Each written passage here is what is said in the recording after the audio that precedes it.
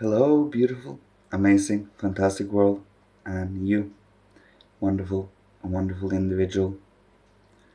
Today, I would like to speak about holding oneself to a certain balance between both the inward and outward, well, attention and focus.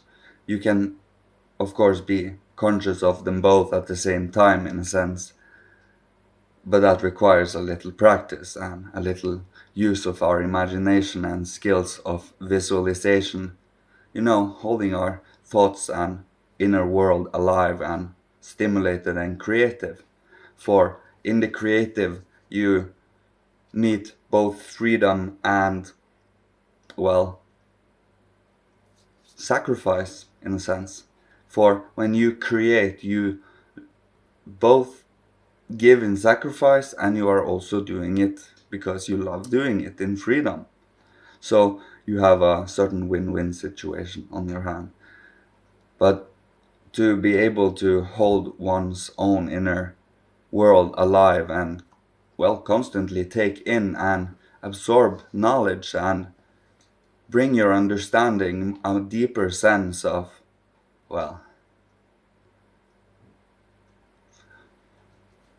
it is the deeper and the broader you have both ways, and that is where we human beings stand in between in the threefold human being, and we are keeping in balance so we do not lose ourselves in either one of these two, in being crushed by the outer world or being lost away to the world, from the world, but working creatively within it and working in it in as an alive being, with our thinking alive in a conscious way, and our feeling, ennobled as far as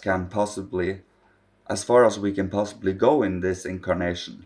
And mastering our own inner being requires us to know what we are, who we are, what our faculties are, and to study and find out about it is actually more exciting. The more you bring your own to that excitement, it is how you make it, more or less.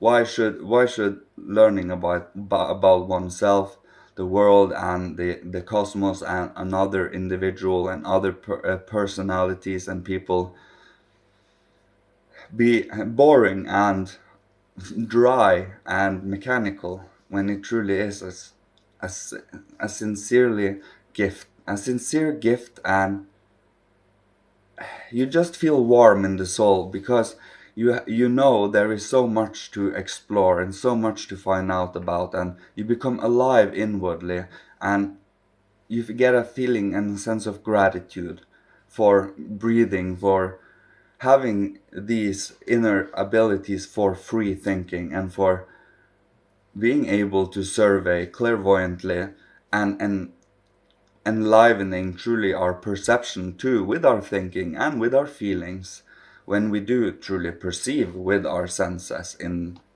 general and in the first place.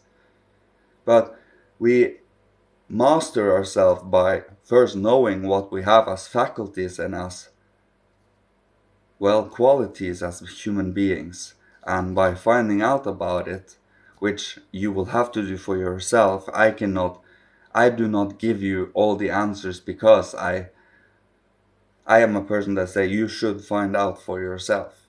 I don't take our word for it, but it definitely do help from my own perspective. So holding one's own inner being in, well, a good ethical and moral standing, for that is when we can hear the higher worlds the clearest. They are always moral and follow, well, Father's law and will, in a sense. And they are more than willing to assist us as long as we keep ourselves morally, well, beautiful, is what I will call it.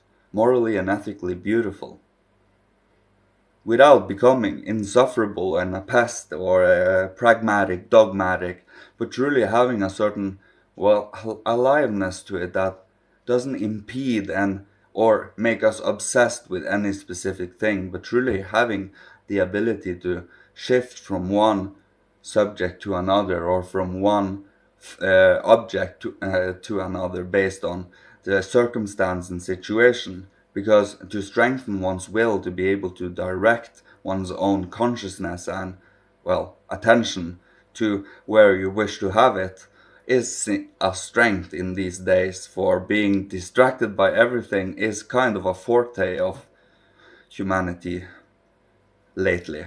And to, well, strengthen our own inner abilities for concentration, for sitting consciously in the moment, for paying attention, for listening attentively, in a state of receiving. It is not only listening, it is truly being in your whole body is a sense organ, and you are in a state of receiving.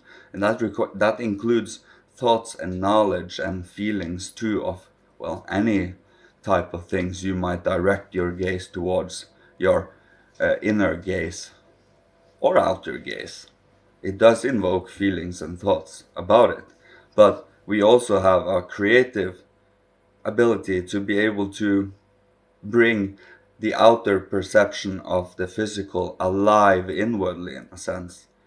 And that is what we endeavor to do through spiritual science, to truly know what spiritual and esoteric forces that place hidden behind the physical world, and to grow into us being able to perceive it. For as it is now, we don't have the faculties yet matured enough to be able to perceive everything that is existing out there. In a sense, we only have cultivated so and so far as humankind, and we do mature and go further over time. So patience is also a virtue when you think about it, and when you have embraced and truly come into living from the feeling of reincarnation, you take your time, you let things stick, you become thorough with your studies and practices, so it becomes second nature, like learning the alphabet, for example. It's second nature to our soul, right?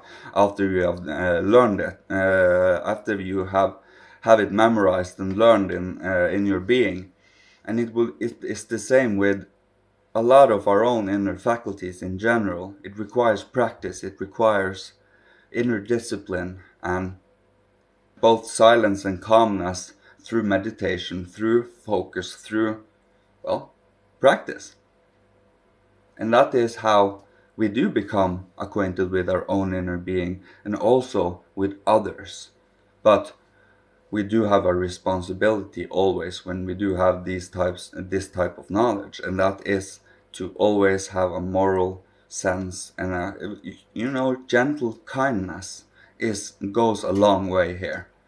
For it is better being understanding and patient and compassionate and forgiving than shackle yourself down with a lot of, well, the forces that wishes us to constantly be distracted from the development that is important.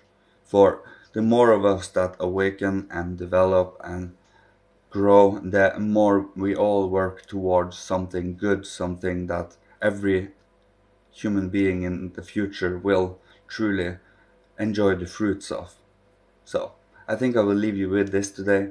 So, may Father, Holy Spirit, Christ, my God, ancient masters of old, ancestors from every incarnation, bless, protect, guide, and love you on your individual path, and may you be provided for with all that you need to survive, live, thrive, being creative and inspirational, and healing to the world, so others can choose to be the same if they wish to.